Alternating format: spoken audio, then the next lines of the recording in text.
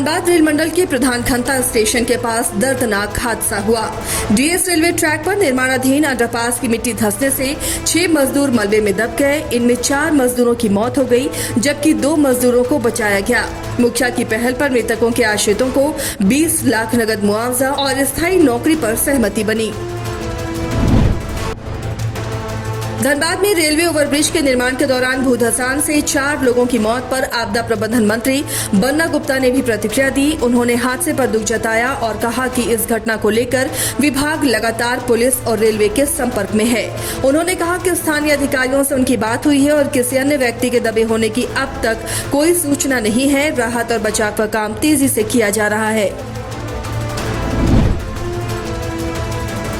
स्वास्थ्य मंत्री बन्ना गुप्ता ने कोरोना वायरस के बढ़ते मामलों को लेकर कहा कि स्वास्थ्य विभाग की पैनी नजर संक्रमण के बढ़ते फैलाव पर है। उन्होंने भरोसा जताया कि लोग कोरोना को लेकर सजग हैं। पहली और दूसरी लहर के बाद लोगों में जागरूकता आई है। साथ ही कहा कि विभाग की ओर से कोरोना की जांच और नई मशीनों को इंस्टॉल भी किया गया है। कांग्रेस प्रवक्ता डॉक्टर अजय कुमार के राष्ट्रपति पद की एनडीए उम्मीदवार द्रौपदी मुर्मू को एविल फिलॉसफी का प्रतिनिधि बताने पर राजनीति गर्मा गई है। बीजेपी प्रवक्ता प्रतुल शाहदेव ने इस बयान की घोर निंदा की है। उन्होंने कहा कि डॉक्टर अजय ने शर्मसार करने वाला बयान दिया है। उन्होंने पूरे आदिवासी समाज का अपमान किया है। जिन्हें आदिवासियों के बारे में जानकारी नहीं, वही ऐसी बातें करते हैं। बीजेपी ने कहा कि डॉक्टर अजय कुमार को पूरे राष्ट्र से माफी मांगनी चाहिए। पाकुड़ में पंचायत चुनाव के दौरान मुखिया पद को लेकर विवाद में 2 पक्षों के बीच बमबाजी का मामला सामने आया। घटना मुफस्सिल थाना क्षेत्र का है। पुलिस ने घटनास्थल से 3 सुतली बम बरामद किया है। एसडीपीओ अजीत कुमार विमल ने मामले की जानकारी ली और छानबीन शुरू कर दी गई है। पलामू के डाल्टनगंज शहर से देवघर के लिए माता हीरामणि सेवा संस्था द्वारा निःशुल्क कांवरिया सेवा दल को रवाना किया गया। ये सेवा दल देवघर में बाबा मंदिर धाम पहुंचने वाले सभी कांवरियों का निःशुल्क सेवा करेगा। मौके पर प्रमंडलीय आयुक्त जटाशंकर चौधरी, प्रमंडलीय डीआईजी राजकुमार लकड़ा, नगर निगम की mayor Aruna Shankar, deputy mayor Mangal Singh मौजूद रहे। देवघर के राजकीय श्रावणी मेले का कृषि मंत्री बादल पत्रलेख और सांसद निशिकांत दुबे ने संयुक्त रूप से उद्घाटन किया।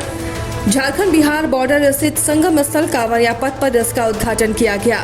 इस दौरान पंडितों द्वारा नियम पूर्वक पूजा पाठ की गई। इस अवसर पर मंत्री बादल पत्रलेख ने कहा कि बाबा वैद्यनाथ और बाबा वासुकीनाथ का जयकारा मात्र से ही नई ऊर्जा का संचार होता है।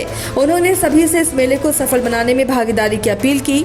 सांसद निशिकांत दुबे ने अपने संबोधन में प्रधानमंत्री के कार्यक्रम की सफलता के लिए जिला के सभी प्रशासनिक महकमे के लोगों की तारीफ की। साथ ही इस श्रावणी मेले के संचालन में सभी से सहयोग की अपेक्षा की। सांसद ने श्राइन बोर्ड की चर्चा करते हुए कहा कि बीते 2.5 वर्षों से एक बैठक नहीं हुई, ये उचित नहीं है, जबकि श्राइन बोर्ड के अध्यक्ष खुद मुख्यमंत्री हैं। धनबाद के सदर थाना क्षेत्र में एक चैन स्नेचर पकड़ा गया। महिला से चैन छीनकर भाग रहे चोरों को लोगों ने पकड़ लिया। चैन स्नेचर के स्थानीय लोगों ने जमकर पिटाई कर दी। लोगों ने चोर के पास से 3 मोबाइल और महिला का पर्स बरामद किया है। वहीं स्थानीय लोगों ने सदर थाने को सूचित कर चोर को पुलिस के हवाले किया। बोकारो स्टील प्रबंधन के विस्थापित युवकों को प्रशिक्षण देने के बाद भी नियोजन नहीं देने से लोगों में काफी आक्रोश है। प्रशिक्षण प्राप्त बेरोजगार युवक लगातार आंदोलन कर रहे हैं। बोकारो स्टील के सुरक्षा कर्मियों ने प्रदर्शनकारियों को रोकने का काम किया, लेकिन प्रदर्शनकारी इतने उग्र थे कि सुरक्षा घेरा तोड़कर प्रशासनिक भवन के मुख्य द्वार को जाम करते हुए धरने पर ही बैठ गए। इस दौरान प्रदर्शनकारी नियोजन देने के मसले पर प्रबंधन पर वादाखिलाफी का आरोप लगाते रहे।